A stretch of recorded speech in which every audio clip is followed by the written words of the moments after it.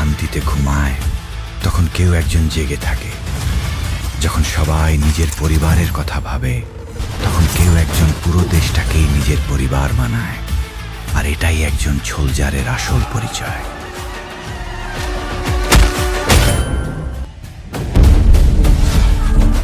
আমাকে দেখে বন্দুক চিনিস, ভুল করিস না।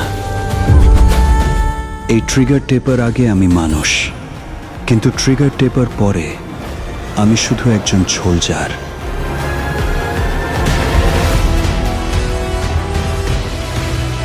সীমান্ত পেরিয়ে যারা আগুন নিয়ে আসে তাদের জন্য আমি ঝাড় হয়ে আসি।